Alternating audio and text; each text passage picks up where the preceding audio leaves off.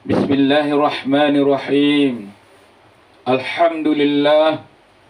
Alhamdulillahil jabbaril azim. Al-qahharil qadim. Al-ghaffarir rahim.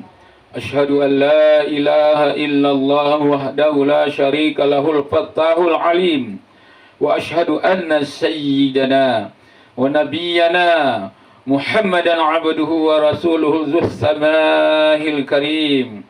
Allahumma salli wa sallim wa barik ala sayyidina Muhammad wa ala alihi wa ashabihi salatan daimatan bidawamika ya sattar ya halim. Amma ba'du, faya ibadallah, usikum wa iyaya bitaqwallahi wa ta'atihi la'allakum tuflihun. Faqala Allah Ta'ala fil Qur'anil Karim, na'udzu billahi minasy syaithanir rajim, bismillahirrahmanirrahim. Fa amma man tagha wa athara hayatad dunya fa innal jahima hiyal ma'wa. Wa amma man khafa maqama rabbih wa nahan nafsa 'anil hawa fa innal jannata hiyal ma'wa. Thumma qala an-nabiy sallallahu alaihi wasallam fil kitabil hadis, a'da aduwika nafsaka alladhi baina zambaik. Sadaqallahul azim wa sadaqa rasuluhun nabiyul karim wa nahnu ala dzalika minasyahidin wasyakirin walhamdulillahi rabbil alamin. Saudara-saudara kaum muslimin sidang jamaah Jumat rahimakumullah, marilah kita tingkatkan ketakwaan kita kepada Allah Subhanahu wa taala, sebab dengan takwa kita mampu mengendalikan diri dari keinginan hawa nafsu. Kita semua tentu mengerti bahwa nafsu yang selalu memerintah kejahatan, al-amarah bisu, adalah lebih berbahaya daripada iblis. Diriwayatkan dari Ibnu Abbas radhiyallahu an bahwasanya dia berkata, Nabi sallallahu alaihi wasallam bersabda, Nabi Muhammad sallallahu alaihi wasallam bersabda, a'da aduwika nafsaka alladhi baina zambaik. Musuhmu yang paling jahat adalah nafsumu sendiri yang berada di antara kedua sisimu. Saudara-saudara kaum muslimin sidang jemaah Jumat rahimakumullah, syaitan bisa menjadi kuat menguasai kita disebabkan karena pertolongan nafsu dan segala kesenangannya. Untuk itu janganlah sekali-sekali tertipu oleh hawa nafsu, karena semua ajakannya adalah batil. Barang siapa mengikuti perintahnya dan merasa puas dengannya, tentu akan celaka dan terjerumus ke dalam neraka. Bagi nafsu tidak ada hal-hal yang bisa dikembalikan ke arah kebaikan. Dia adalah pangkal segala bencana dan sumber malapetaka. Rasulullah sallallahu alaihi wasallam telah menegaskan bahwa jihad yang paling berat adalah jihad melawan nafsu. Kita telah memaklumi bahwa perang menghadapi orang-orang kafir memang sangat berat, tetapi yang lebih berat lagi adalah jihad atau perang melawan nafsu. Mengapa dikatakan lebih berat? Sebab jihad menghadapi nafsu adalah bersifat langgeng, tidak pernah berhenti. Sedangkan jihad melawan orang kafir hanya terjadi pada waktu-waktu tertentu. Orang yang perang menghadapi orang kafir bisa melihat musuhnya, tetapi orang yang jihad melawan nafsu sama sekali tidak dapat melihat musuhnya, yaitu setan. Jika kita mati di dalam pertempuran melawan orang kafir, tentu tercatat sebagai syuhada dan diganjar surga. Tetapi jika kita mati dibunuh syaitan, kalah melawan nafsu, niscaya setan akan menyeret kita ke dalam siksaan Tuhan. Na'udzubillah, tsumma na'udzubillah min dzalik. Semoga kita selalu diberi kemenangan dalam melawan nafsu. Allah Subhanahu wa taala berfirman di dalam surah An-Nazi'at ayat 37 sampai 41. Bismillahirrahmanirrahim. Fa amma man tagha wa asara hayatad dunya fa innal jahima hiyal ma'wa Wa amma man khafa maqama rabbih wa nahan nafsa 'anil hawa fa innal jannata hiyal ma'wa. Wa amma man tagha wa asara hayatad dunya, adapun orang yang melampaui batas dan lebih mengutamakan kehidupan dunia, fa innal jahima hiyal ma'wa, maka sesungguhnya nerakalah tempat tinggalnya. Wa amma man khafa maqama rabbih wa nahan nafsa 'anil hawa, dan adapun orang yang takut kepada Tuhannya dan lebih Wa amma man khafa maqama rabbih wa nahan nafsa 'anil hawa, dan adapun orang yang takut kepada Tuhannya dan menahan diri dari keinginan hawa nafsu, fa innal jannata hiyal ma'wa, maka sesungguhnya surgalah tempat tinggalnya. Saudara-saudara kaum muslimin sidang jamaah Jumat rahimakumullah. Makhluk ciptaan Tuhan dibagi atas 3 macam: malaikat, Bani Adam, dan binatang. Allah menciptakan malaikat dilengkapi dengan akal tanpa diberi keinginan. Sebaliknya, binatang diberi keinginan tanpa diberi akal. Dan yang terakhir Bani Adam, anak cucu Adam, diberi keinginan dan dilengkapi dengan akal. Nah, barang siapa keinginan nafsunya mengalahkan akalnya, maka binatang lebih baik daripadanya. Dan barang siapa akalnya mengalahkan keinginan nafsunya, maka dia lebih baik daripada malaikat. Kita telah diperingatkan oleh Allah Subhanahu wa taala di dalam firman-Nya. Bismillahirrahmanirrahim. Ya ayyuhalladzina amanu la tattabi'u khutuwatis syaitan. Wa may yattabi' khutuwatis syaitan fa innahu ya'muru bil fahsya'i wal munkar. Walaula fadlullahi 'alaikum wa rahmatuhu ma zaka minkum min ahadin abada. Walakinnallaha yuzakki man yasha' wallahu sami'un 'alim. Ya ayyuhalladzina amanu la tattabi'u khutuwatis syaitan. Hai orang-orang yang beriman, janganlah kamu mengikuti langkah-langkah syaitan. Wa may yattabi' khutuwatis syaitan, maka barang siapa mengikuti langkah-langkah syaitan, fa innahu, maka sesungguhnya syaitan itu ya'muru bil fahsya'i wal munkar. Maka sesungguhnya syaitan itu menyuruh mengerjakan perbuatan keji dan mungkar. Walau la fadlullahi 'alaikum wa rahmatuhu ma zaka minkum min ahadin abada.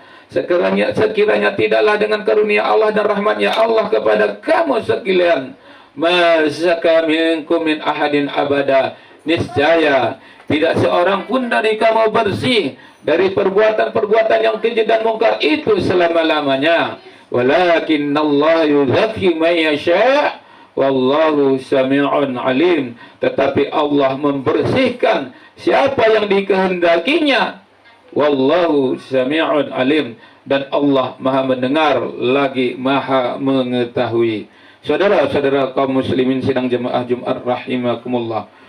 Syaitan mendekati manusia bermaksud untuk membujuk manusia agar mengulangi kejahatan dan mendustakan kebenaran. Lain halnya dengan malaikat. Ia mendekati manusia bermaksud agar manusia mengulangi kebaikan dan membenarkan kebenaran.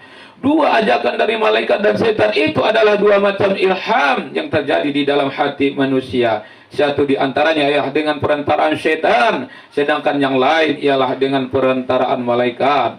Adapun yang terjadi dengan perantaraan malaikat itulah yang disebut ilham, dan yang terjadi dengan perantaraan syaitan dinamakan godaan was. Sedangkan hati manusia senantiasa tertarik di antara kedua ajakan tersebut, karena hati manusia menurut fitrahnya yang asli bisa menerima pengaruh-pengaruh malaikat dan juga pengaruh-pengaruh dari syaitan secara sama, yakni yang satu tidak lebih berat daripada yang lain, kecuali bila hati manusia telah mengikuti hawa nafsu dan senantiasa menuruti syahwat-syahwatnya, maka jika demikian hancurlah manusia. Sebaliknya, jika manusia hatinya tidak menuruti hawa nafsu dan tidak mengikuti syahwat-syahwatnya, maka berbahagialah dia. Saudara-saudara kaum muslimin sidang jemaah Jumat rahimakumullah. Karena itu marilah kita tingkatkan kewaspadaan kita dengan senantiasa memohon kepada Allah Subhanahu wa taala semoga kita selalu diberikan kekuatan dan kemenangan di dalam menghadapi syaitan. Alhamdulillah. Alhamdulillahilladzi ja'ala lana ilaihi tariqan wa sabila. Ashhadu an la ilaha illallah wahdahu la syarika lahu alladzi aqama lana ala ma'rifatihi burhanan wadihan wa dalila. Wa ashhadu anna sayyidana wa nabiyyana Muhammadan abduhu wa rasuluhu al-mab'utsu ilaina mu'alliman wa rasula. Allahumma salli wa sallim wa barik ala sayyidina Muhammad wa ala alihi wa ashabihi bukratan wa asila. Amma ba'du fa ya ibadallah ittaqullaha haqqa tuqatih wa la tamutunna illa wa antum muslimun. Qala Allah ta'ala fil Qur'anil Karim. A'udzu billahi minasy syaithanir rajim. Bismillahirrahmanirrahim. Wal 'ashr. Innal insana lafi khusr. إلا الذين آمنوا وعملوا الصالحات وتواصوا بالحق وتواصوا بالصبر. بارك الله لي ولكم في القرآن العظيم ونفعني وإياكم بما فيه من الآيات وذكر الحكيم وتقبل مني ومنكم تلاوته إنه هو السميع العليم. أقول قولي هذا وأستغفر الله العظيم لي ولكم ولسائر المسلمين والمسلمات والمؤمنين والمؤمنات فاستغفروه إنه هو الغفور الرحيم.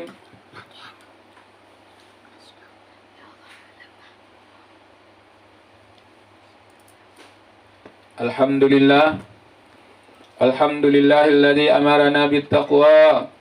أشهد أن لا إله إلا الله وحده لا شريك له الذي نهانا عن اتباع الهوى. وأشهد أن سيدنا ونبينا محمدا عبده ورسوله الذي لا ينطق عن الهوى إن هو إلا وحي يوحى.